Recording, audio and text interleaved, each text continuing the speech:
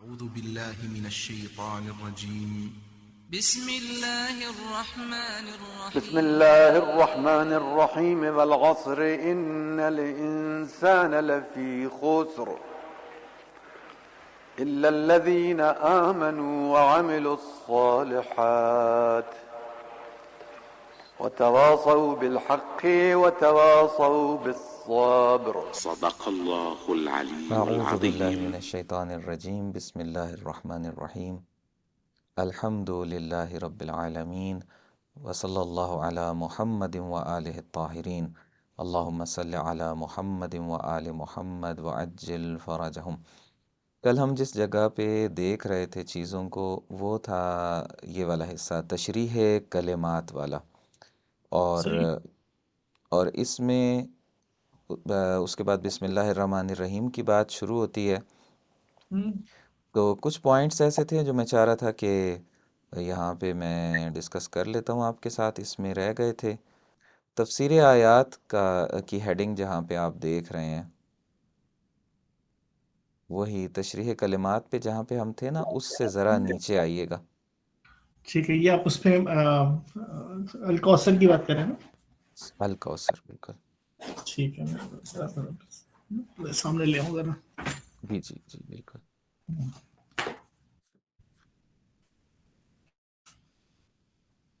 اس میں آپ سورۃ الفاتحہ کی آیت نمبر 1 کو کھولیے گا، اوپر جہاں پہ آپشنز ہوتے ہیں۔ صحیح ہے، میں سمجھ گیا۔ آیت نمبر 1 پہ ہوں میں۔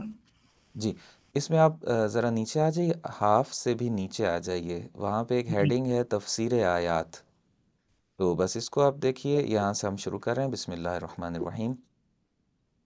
یہاں پہ کہہ رہے ہیں کہ با جو ہے وہ استعانت کے لیے ہے، بس اس استعانت کا لفظ جو ہے پہلے بھی ہم اس پہ بات کر چکے تھے، مدد، یعنی میں سہارا اور مدد لیتا ہوں اللہ کے نام سے، باقاعدہ یہاں پہ انہوں نے لفظوں میں لکھ دیا۔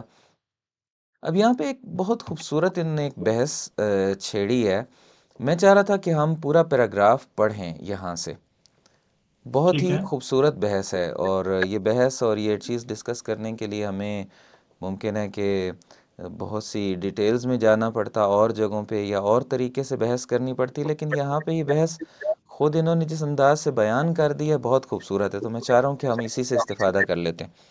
ٹھیک ہے، یہاں پہ فرما رہے ہیں کہ اولاً تو لفظ اللہ ہی اسم اعظم ہونے کے اعتبار سے بہت بڑا سہارا ہے، ثانیاً یعنی دوسرے نمبر پہ، سیکنڈ نمبر پہ اسم سے مراد مسمى ہوتا ہے، یعنی آپ کا نام اگر مہدی منتظر ہے تو یہ میم ہے، دال اور چھوٹی یہ، اور آگے سے میم نون تے زوئے اور رے، یہ آپ نہیں ہیں، بلکہ آپ خود جو سامنے بیٹھے ہوئے ہیں اس وقت وہ آپ ہیں، یہ حروف نہیں ہیں۔ مسمى یعنی خود آپ، اور صحیح، اسم یعنی وہ میم ہے دال، یہ لیٹرز جو ہیں۔ یہاں پہ یہ اچھا، بات کہنا چاہ رہے ہیں کہ ایک تو خود لفظ ہی اسم اعظم ہونے کے اعتبار سے یہ جو ہے بسم اللہ الرحمن الرحیم، یہ جو لیٹرز اور یہ جو حروف ہمیں نظر آ رہے ہیں، کہہ رہے ہیں کہ یہ خود بہت بڑا سہارا ہیں۔ دوسری بات یہ ہے کہ خود اللہ کی ذات جو ہے وہ مسمى ہے۔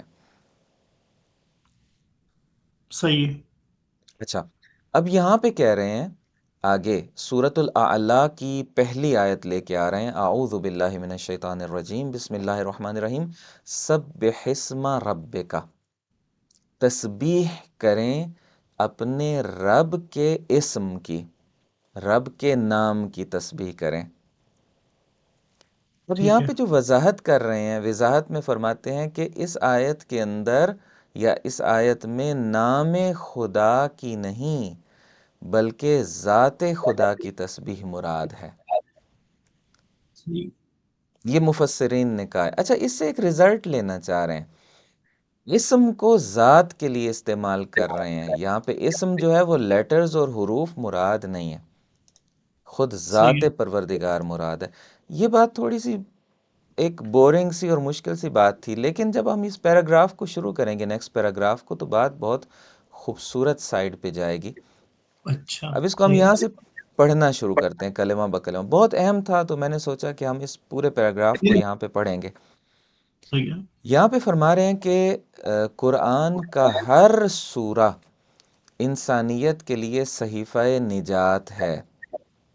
یہ آسان ہے، اس کی ایکسپلینیشن کی ضرورت نہیں۔ اس بالکل لیے ہر سورہ کی ابتدا بسم اللہ سے ہوتی ہے، یہ بات بھی واضح ہو گئی۔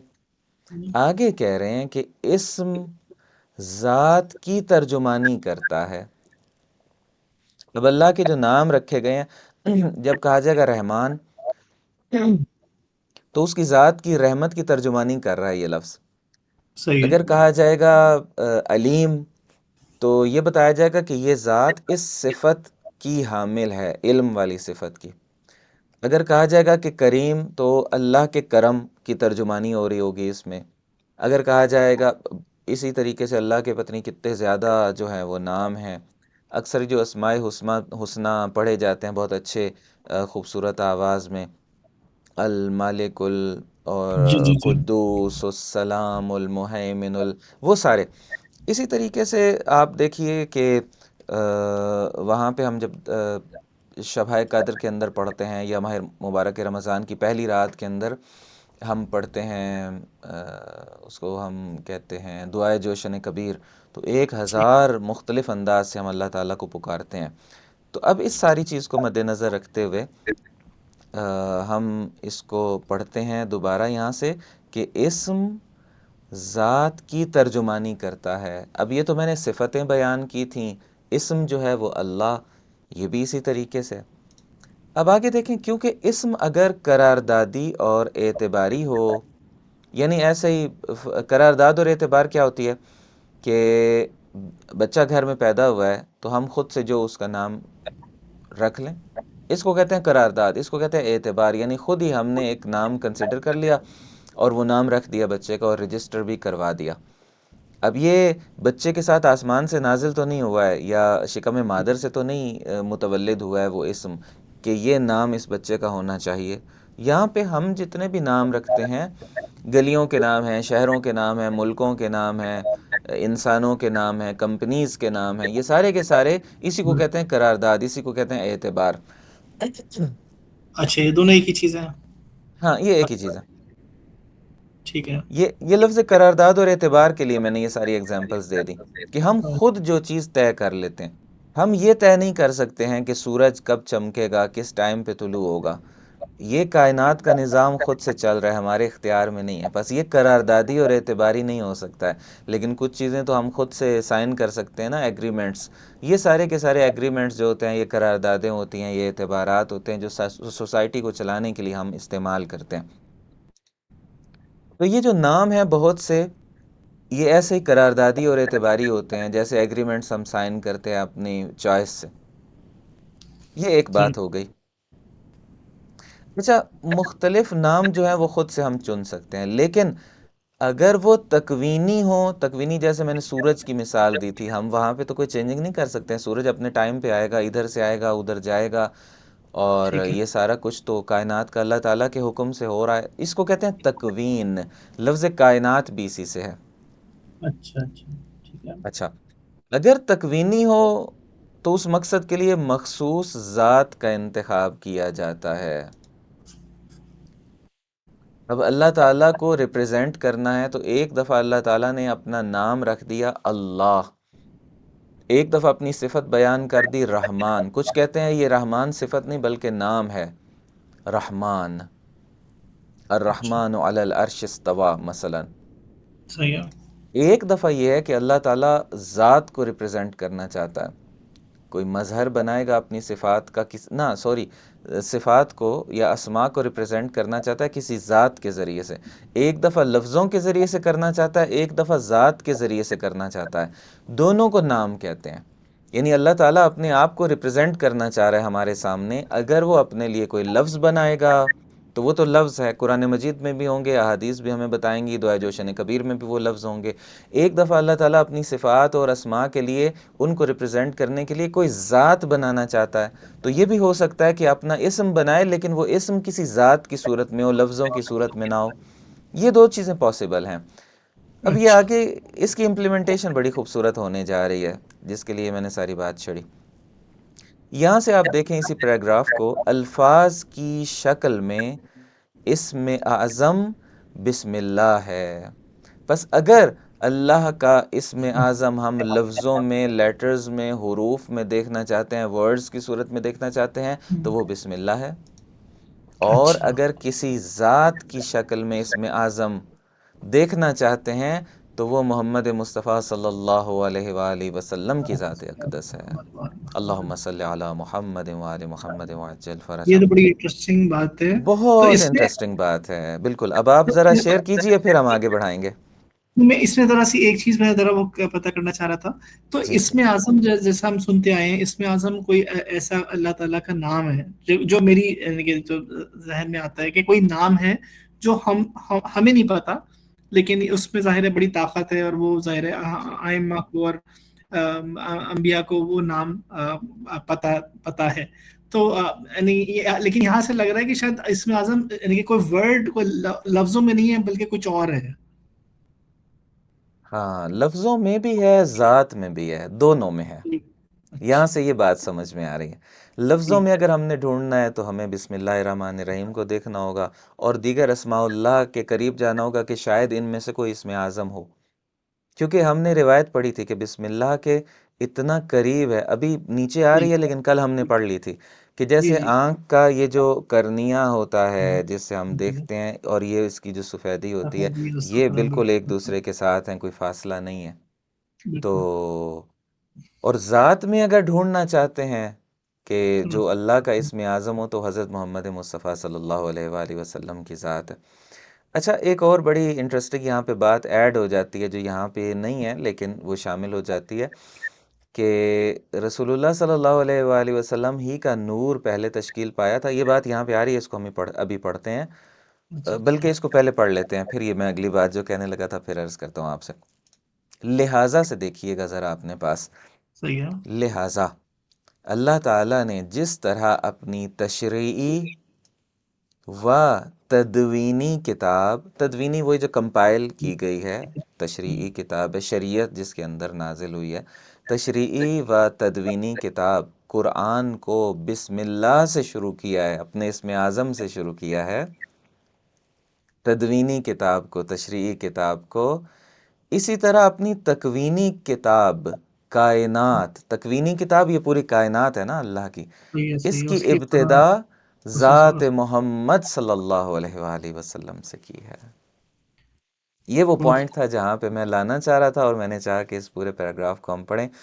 ایمان تازہ ہوتا ہے ان باتوں سے، عقیدہ مضبوط ہوتا ہے، پختہ ہوتا ہے، اور انسان مزید قریب ہوتا ہے ان ہستیوں کے کہ یہ کون ہیں، ان کے مقامات کیا ہیں، اور کتاب اللہ کے قریب ہوتا ہے انسان، اور حدیث ثقلین کے در حقیقت قریب ہوتا ہے کہ جس میں فرمایا کہ میں دو گراں قدر چیزیں تمہارے درمیان چھوڑ کے جا رہا ہوں، ایک میری کتاب ہے، اور ایک اللہ کی کتاب ہے، اور ایک میرے اہل بیت ہیں۔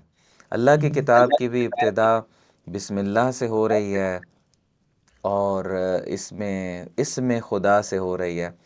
کائنات کی ابتدا بھی اسم خدا سے ہو رہی ہے، لیکن وہ تکوینی اسم خدا ہے جو ذات کی صورت میں ہے، اور وہ نور محمد صلی اللہ علیہ وآلہ وسلم ہے، جو کہ بعد میں جب پھیلا اور مزید اس میں جو اگلے مرحلے تھے، وہ پھر 1 سے 14 ہو گیا وہی نور۔ اس لیے یہ سب ایک ہی ہیں، ان سب کی ابتدا ایک ہی ہے 14 ہستیوں کی، اور پھر یہ 14 انوار میں بٹے، اور پھر یہ بعد میں، ویسے سب سے پہلے یہ تخلیق پائے، لیکن جب اس مادی دنیا کے اندر جب ان کو نازل کیا گیا، نچلے مرتبے کو بھیجا گیا، اور دنیا کے اندر جب وہ تشریف لے کر گیا نزولی مرتبے میں، جس طرح قرآن مجید وہاں پہ ایک حقیقت رکھتا ہے، جی اور جس کا نزول دفعی قلب پیغمبر صلی اللہ علیہ وآلہ وسلم پر ہوا تھا، اسی طرح سے محمد صلی اللہ علیہ وآلہ وسلم کی ذات اطہر بھی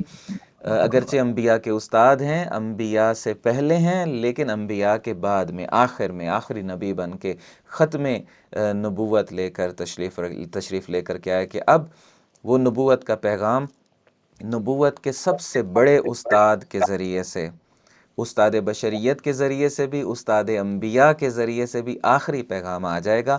اب اس کے بعد کوئی اور پیغام نہیں ہے کہ جو اس کے بعد جس کی ضرورت ہو۔ یہی وہ پیغام ہے جس میں اتنی طاقت اور صلاحیت ہے کہ یہ قیامت تک کے لیے انسانوں کی ہدایت کرے گا۔ ہاں، ایک چیز کی ضرورت ضرور ہوگی کہ رسول اللہ صلی اللہ علیہ وآلہ وسلم تو اپنے اس نازل جو اس مادی سطح کے مطابق اس مناسبت سے آپ کا وجود اقدس ہے جو آیا، اس وجود اقدس کو جانا تھا، اور وہ چند سال کے بعد تشریف لے کر کے چلے گئے۔ ظاہراً اب وہ نہ رہے، لیکن اور شہادت کی منزل پہ فائز ہوئے، لیکن اب اس پیغام کو کہ جو رہتی دنیا تک رہنا تھا اور اس نے بشریت کی ہدایت کرنی تھی، اس کی حفاظت کے لیے کچھ ہستیوں کی ضرورت تھی۔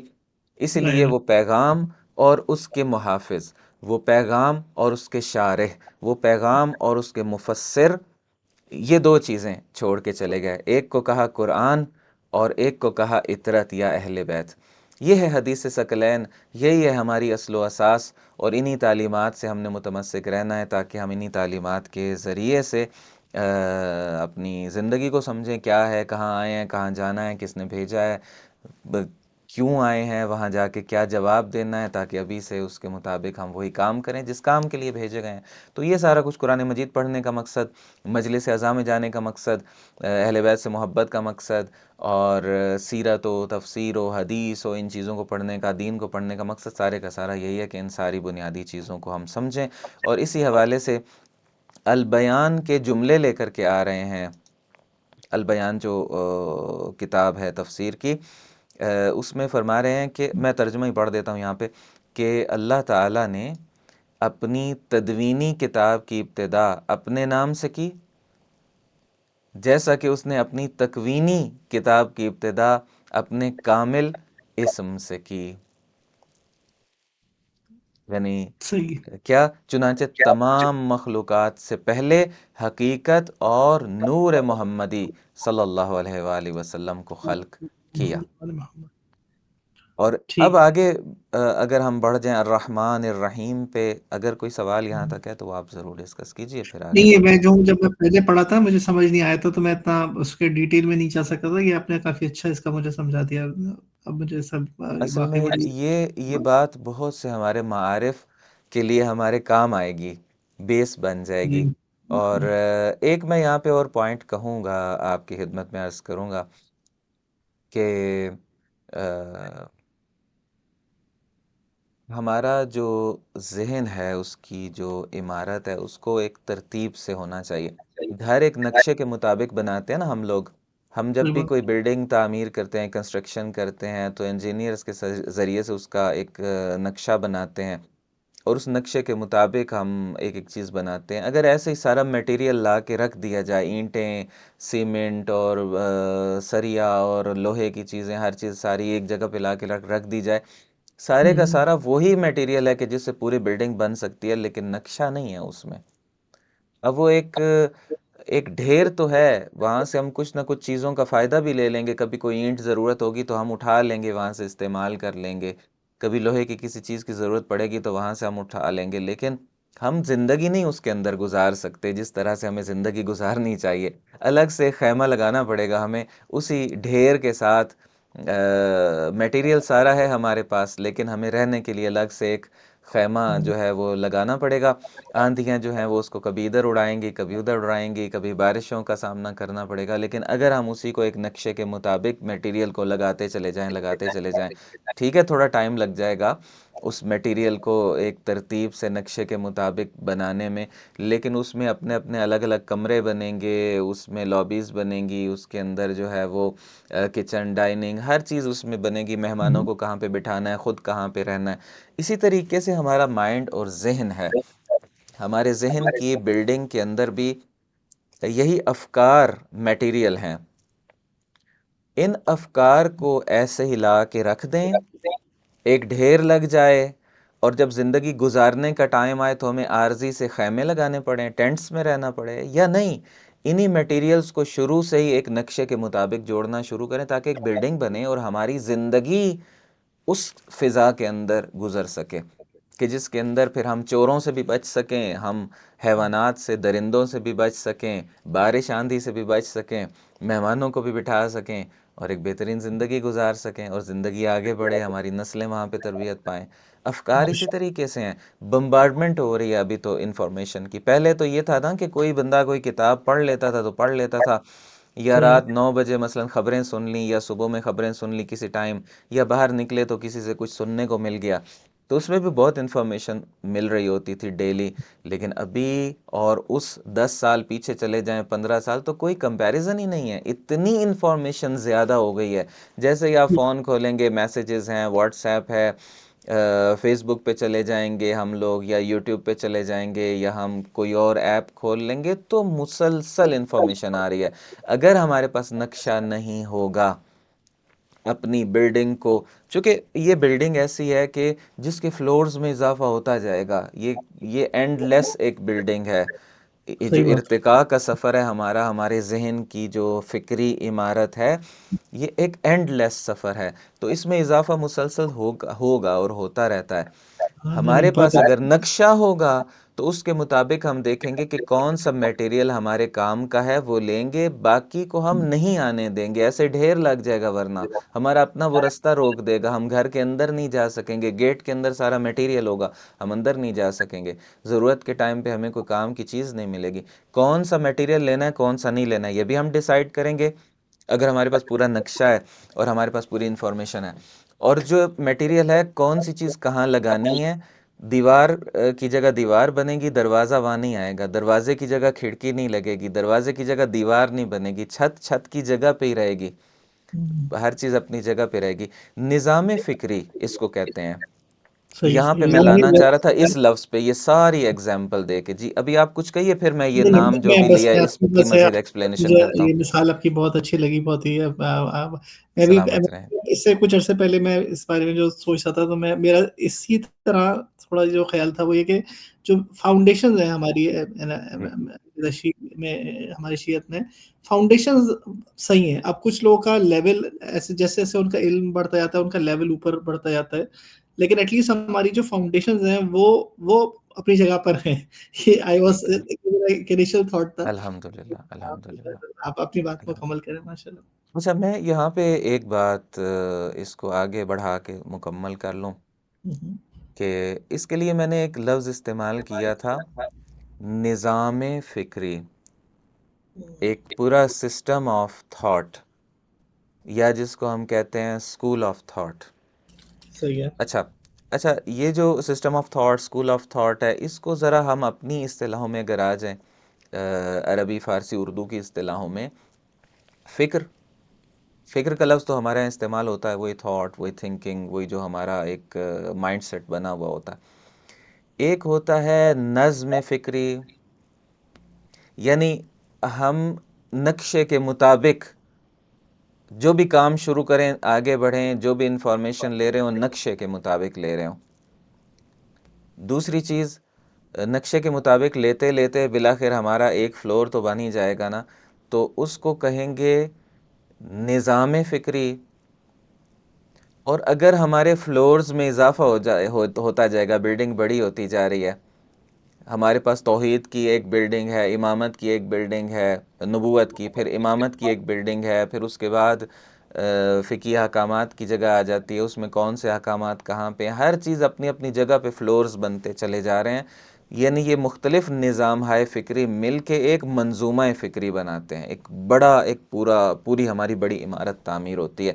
بس 3 لفظ میں نے بول دیے، نظم فکری، نظام فکری اور منظومہ فکری۔ یہ ایک سے بڑھ کے ایک لیول ہے، ہم نے اس طرف بڑھنا ہے، ہم نے جو دین سیکھنا ہے، ہم نے اس طرف بڑھنا ہے۔ اس طرف بڑھنے کے لیے ہمیں پتہ ہونا چاہیے کہ کون سی انفارمیشن کہاں رکھنی ہے۔ فرض کریں کہ ایک آپ لائبریری بناتے ہیں اپنی پرسنل، اور اس میں 10-20 الماریاں آپ لگاتے ہیں، اس میں مختلف کتابیں ہیں، تو ہمیں پتہ ہونا چاہیے کہ تفسیر کی جگہ کہاں پہ ہے، حدیث کی جگہ کہاں پہ ہے، اخلاقیات کی جگہ کہاں پہ ہے، نماز کے مسائل کی جگہ کہاں پہ ہے، روزے کے مسائل کی جگہ کہاں پہ ہے، اور ایک ایسے ہی عام سے ٹاپکس ہیں، ان کی کچھ فائلیں ہیں، وہ ہم ذرا نیچے لے جا کے رکھیں گے۔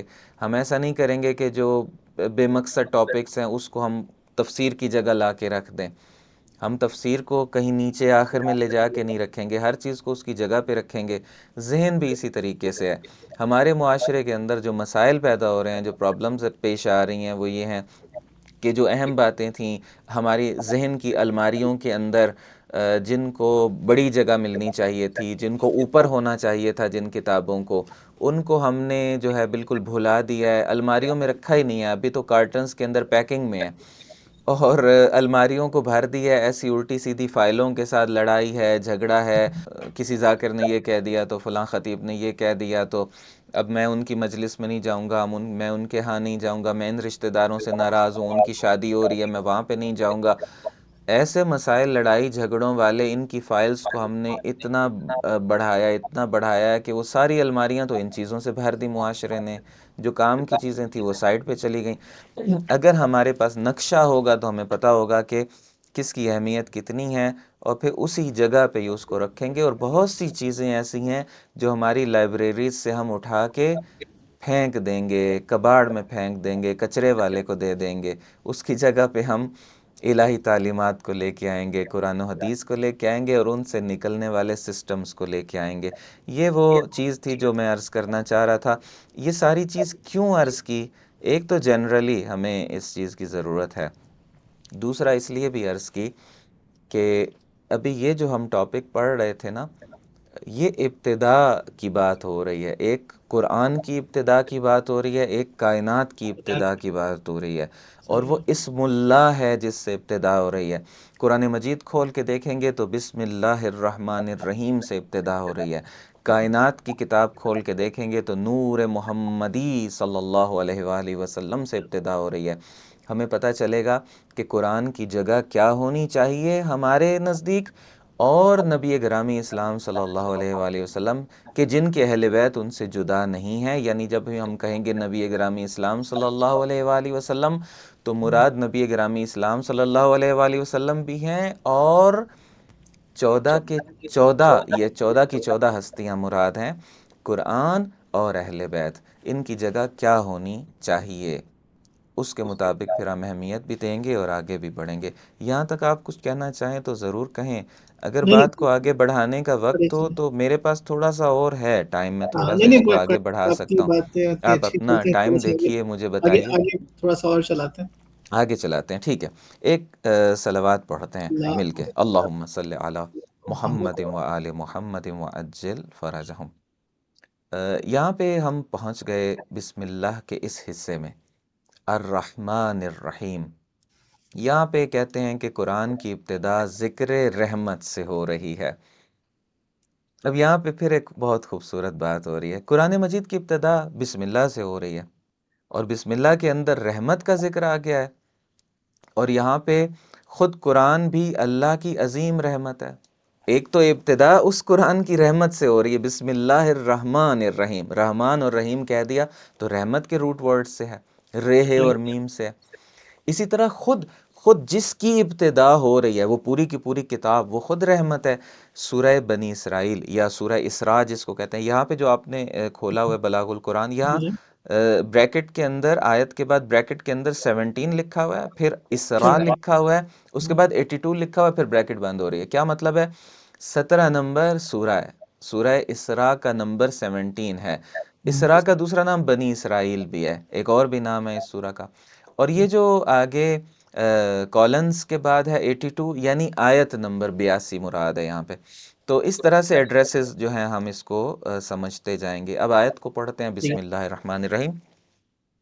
وَنُنَزِّلُ مِنَ الْقُرْآنِ مَا هُوَ شِفَاءٌ وَرَحْمَةٌ لِّلْمُؤْمِنِينَ. آگے ترجمہ لکھا ہوا ہے، میں وہی پڑھ لیتا ہوں. اور ہم قرآن میں سے ایسی چیز نازل کرتے ہیں جو مومنین کے لیے تو شفا اور رحمت ہے. یعنی قرآن مجید میں جو چیز آئی ہوئی ہے وہ مومنین کے لیے شفا بھی ہے اور رحمت بھی ہے. ابتدا بھی قرآن مجید کی رحمت سے، اور قرآن مجید خود بھی رحمت. یہ تدوینی جو کتاب ہے، کمپائل کر کے تشریعی جو کتاب بھیجی ہے اس کی بات ہو رہی ہے. اب ذرا تکوینی کائنات کی ابتدا دیکھیں کن سے ہو رہی ہے. آگے وہی فرما رہے ہیں یہاں پہ تفسیر کے اندر قبلہ شیخ محسن علی نجفی صاحب رضوان اللہ تعالی علیہ کہ خود رسول کریم صلی اللہ علیہ وآلہ وسلم بھی اللہ کی عظیم رحمت ہیں۔ آیت 21 سورہ یعنی سورہ انبیاء کی 107 نمبر آیت ہے وَمَا أَرْسَلْنَاكَ إِلَّا رَحْمَةً لِّلْعَالَمِينَ، اور اے رسول ہم نے آپ کو بس عالمین کے لیے رحمت بنا کر بھیجا ہے۔ یعنی تکوینی کتاب کی ابتدا بھی ایسی ہستی سے ہو رہی ہے، ایسے اسم خدا سے ہو رہی ہے، ایسی ذات سے ہو رہی ہے کہ جو عالمین کے لیے رحمت بنا کے بھیجے گئے ہیں۔ اسی لیے آگے کہہ رہے ہیں کہ رحمت کی اس غیر معمولی اہمیت کا اندازہ اس بات سے بھی لگایا جا سکتا ہے کہ خداوند عالم نے رحمت کو اپنی ذات پر لازم قرار دیا ہے۔ چھٹا سورہ، سورہ انعام، انعام کی آیت نمبر، سورہ انعام کی آیت نمبر 54، 54 نمبر آیت میں ارشاد ہو رہا ہے کتب ربکم علی نفسہ الرحمہ، تمہارے رب نے رحمت کو اپنے اوپر لازم قرار دیا ہے۔ رحمت کو لازم قرار دیا تو جو تشریعی کتاب بھیجی ہے قرآن مجید، اس کی ابتدا بھی رحمت سے کی ہے، بسم اللہ الرحمن الرحیم، اور خود اس کتاب کو بھی رحمت بنا کے بھیجا، اور جو کائنات بنائی ہے، تکوینی جو کتاب لکھی ہے، اس کی ابتدا بھی رحمت للعالمین سے کی ہے پروردگار نے، کیونکہ اپنی ذات کے اوپر پروردگار نے لازم قرار دے لیا تھا خود اپنے لیے کہ میں رحمت ہی رحمت جو ہے اس کو تقسیم کروں گا۔ چاہے ہدایت ہے تو وہ رحمت بن کے آئی ہے قرآن مجید کی صورت میں اور سیرت و سنت کی صورت میں، اور کائنات ہے تو اس کی ابتدا بھی رحمت للعالمین صلی اللہ علیہ وآلہ وسلم کے نور سے کی جا رہی ہے۔ رحمان، رحیم، اس حوالے سے ہم نے پہلے باتیں کر لی ہیں، صرف میں یہاں پہ خلاصہ کر دوں گا، بہت سے فرق بیان کیے گئے ہیں۔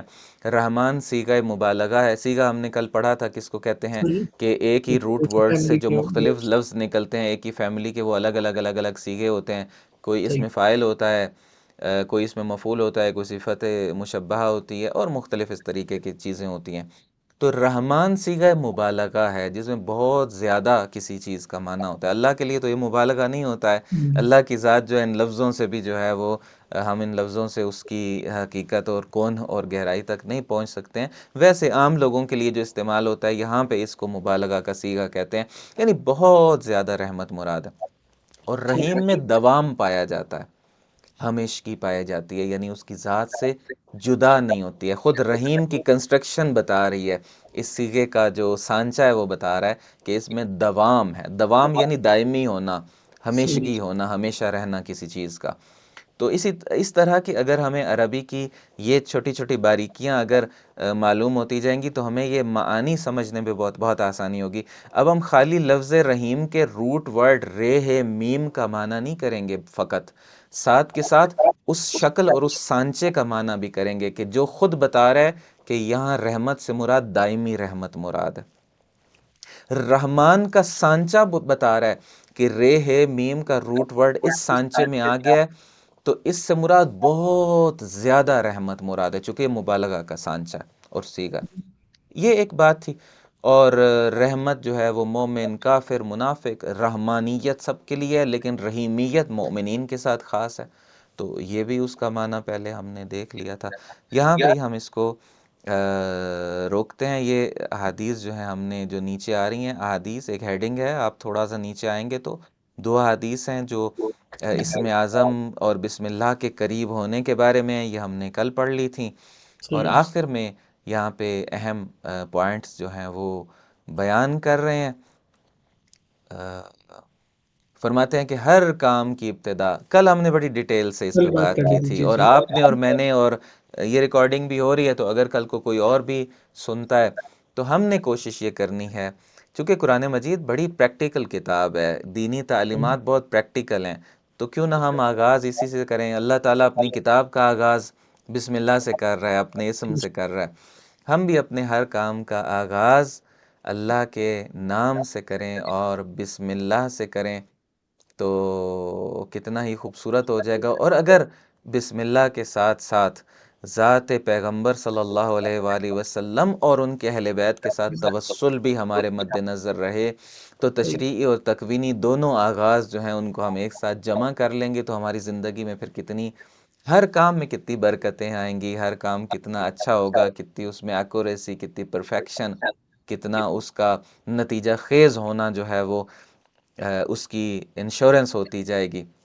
اگر ہم آغاز جو ہیں وہ بے اس شک طریقے سے کریں، بسم اللہ کے ساتھ اور ان ہستیوں کے ساتھ توسل کے ساتھ۔ دوسرا نقطہ یہاں پہ ہے کہ ہر کام کو اللہ کے نام سے شروع کرنے سے انسان کے کائناتی موقف اور تصور حیات کا تعین ہوتا ہے، کہ ہم اگر آفس بھی جا رہے ہیں، جاب پہ بھی جا رہے ہیں، اللہ کا نام لے کے جا رہے ہیں، کہ ہمارا ایک ایگریمنٹ ہے نا ان کے ساتھ کہ انہوں نے کچھ سروسز ہمیں دینی ہیں تو ہم نے کچھ سروسز ان کو دینی ہے، یہ ہمارا ایگریمنٹ ہو گیا۔ مومن اپنی زبان کا پکا ہوتا ہے، میں اللہ کا نام لے کے اپنی اس جاب کے لیے جا رہا ہوں، حلال، ظاہر ہے مومن حلال جاب ہی کرے گا نا جو حلال ہے اس کے لیے، تو میں اپنے اس ایگریمنٹ پہ قائم ہوں، جو ڈیوٹی میری ہے میں بہترین طریقے سے پرفارم کر کے آؤں گا۔ اب دیکھیں کتنی برکت آئے گی اس کی زندگی میں، اس کا جو ہے وہ اعتماد بڑھے گا، اعتبار بڑھے گا، اس کا کردار دیکھ کے لوگ کہیں گے کہ یہ وعدے کا پکا، یہ ٹائم پہ آنے والا، یہ اپنے کام کو بہترین طریقے سے کرنے والا، جو ایگریمنٹ سائن کیا تھا اس پہ پورا اترنے والا کون ہے، کہاں سے سیکھا ہے اس نے، یہ اخلاقی صفتیں کہاں سے آئی ہیں۔ کل کو ان کو پتہ چلے گا کہ یہ مکتب جعفری کا پیروکار ہے، اس نے قرآن و اہل بیت سے یہ دین لیا ہے اور انہوں نے اس کو ایسا بنایا ہے، تو سننے والے اور دیکھنے والے کی محبت قرآن و اہل بیت کے ساتھ، خدا کے ساتھ، اس کے نظام کے ساتھ اور معصومین علیہ الصلوۃ والسلام کے ساتھ بڑھے گی۔ اور یہیں پہ وہ روایت جو ہم کل پڑھ چکے تھے، ہر وہ کام جو بسم اللہ کے بغیر شروع کیا جائے وہ اینڈ لیس رہ جاتا ہے، دم بریدہ رہ جاتا ہے، اس اپنے اختتام کو صحیح سے نہیں پہنچتا ہے۔ ممکن ہے ظاہری طور پہ ہم سمجھ لیں کہ ہم نے یہ کام مکمل کر لیا ہے، کہیں نہ کہیں اس میں کچھ ایسی خرابیاں رہ جاتی ہیں جو بعد میں سامنے آتی ہیں، مگر یہ کہ اللہ تعالیٰ اپنی رحمت سے اس کو کمپنسیٹ کر دے، جبران کر دے، ختم کر دے۔ اور یہاں پہ تیسرے نقطے میں جو بات کر رہے ہیں وہ ہم پہلے کر چکے ہیں۔ چوتھا جو پوائنٹس ہے وہ یہ ہے کہ اللہ کے اوصاف میں رحمان و رحیم کو سب سے زیادہ اہمیت حاصل ہے۔ کیوں؟ یہ کہاں سے شاید پوائنٹ یہاں سے لیا ہو کہ جب کہا بسم اللہ، اللہ کا لفظ آیا تو پھر الرحمن الرحیم کی صفتیں، حالانکہ اللہ کی بہت زیادہ صفات ہیں، الرحمن اور الرحیم کو لانے سے یہ نتیجہ شاید لیا جا سکتا ہو کہ یہ سب سے زیادہ اہم تھیں، اس لیے ان کو لایا گیا۔ بہرحال یہ ایک یہاں پہ نقطہ انہوں نے لکھا ہے۔ اور پانچواں اور آخری نقطہ ہے کہ اللہ کی رحمانیت، یہ پہلے ہو چکا ہے، پھر سے میں پڑھ دیتا ہوں اہمیت کے پیش نظر۔ اللہ کی رحمانیت سب کو شامل ہے، جبکہ اس کی رحیمیت صرف مومنین کے لیے ہے۔ یہ خود ایک بہت خاص اور اہم نقطہ ہے کہ ایک دفعہ کوئی نیاز تقسیم کی جا رہی ہے، لنگر تقسیم کیا جا رہا ہے، کوئی لنگر کا لفظ بلکہ نیاز زیادہ اچھا، تبرک، لنگر، تبرک اور نیاز استعمال اتنا ہوتا ہے کہ وہ زبان پہ دوسرے لفظ آ جاتے ہیں۔ صحیح یا ایک دفعہ دعوت کی جاتی ہے، گھر کے اندر اب دعوت کریں، یہ شادیوں میں دعوت کریں، تو ایک بہت اسپیشل گیسٹس کے لیے، مہمانوں کے لیے الگ سے بہت خاص بنایا جاتا ہے، اور ایک ہے وہ بھی بہت زیادہ ہے، بہت اچھا ہے، لیکن وہ سب کے لیے ہے۔ صحیح رحمانیت جو ہے اس دسترخوان پہ سب کو بٹھا دیا گیا ہے، لیکن اندر الگ سے کچھ خاص مہمانوں کو لے جایا جاتا ہے، ان کے لیے بہت اسپیشل کچھ دعوت کا سامان ہے اور اہتمام ہے۔ تو اللہ تعالیٰ رحمان ہے سب کے لیے، جو دسترخوان لگایا اس پہ مومن بھی ہیں، کافر بھی ہیں، منافق بھی ہیں، مشرک بھی ہیں، سب کو وہ دے رہا ہے، سب کو دے رہا ہے کہ ٹھیک ہے میں نے تو دینا ہے نا، یہ تمہارا ظرف ہے کہ تم میری بات نہیں مانتے ہو، لیکن تمہیں بھوکا تو نہیں رکھوں گا، یہ تمہارا ظرف ہے کہ تم میری بات نہیں مانتے ہو، تمہیں برہنہ تو نہیں رکھوں گا، بے گھر تو نہیں رکھوں گا، تمہیں مشکلات میں تو نہیں رکھوں گا، سب کو دوں گا، آؤ دسترخوان میرا سب کے لیے لگا ہوا ہے۔ لیکن وہ اندر جو بہت خاص اور بہت اسپیشل ہے، اس میں پھر سلیکٹڈ لوگ ہی جائیں گے، وہاں سارے نہیں جا سکے، بھوکا کسی کو نہیں رکھوں گا، دوں گا سب کو۔ تم خود ایک دوسرے کو اس دسترخوان سے ہٹا کے وہاں پہ لڑائی کرو، کچھ کو ہٹا دو، کچھ کو بھوکا رکھو، تو یہ تمہارے دنیاوی بنائے ہوئے ازمز ہیں جو یہ کر رہے ہیں۔ میں نے بھوکا کسی کو نہیں رکھا ہے، میں نے سب کے لیے بنایا، میں رحمان ہوں، مومن کافر سب کے لیے میں نے بنایا ہے۔ ہاں لیکن وہ جو اندر خاص بنایا ہوا میں نے، وہ رحیمیت جو میری ہے، اس کا جو دسترخوان ہے وہ صرف مومنوں کے لیے ہے، خاص لوگ اس کے اندر آئیں گے۔ تو اللہ تعالیٰ ہمیں توفیق دے کہ ہم رحمانیت کے دسترخوان سے بھی استفادہ کریں، اور وہ اپنی رحیمیت کے ذریعے سے ہمیں اپنے رحیمیت والے دسترخوان پہ بھی لے کے جائے۔ وصلی اللہ علی محمد و آلہ الطاہرین، اللہم صلی علی محمد و آل محمد وعجل فرجہ۔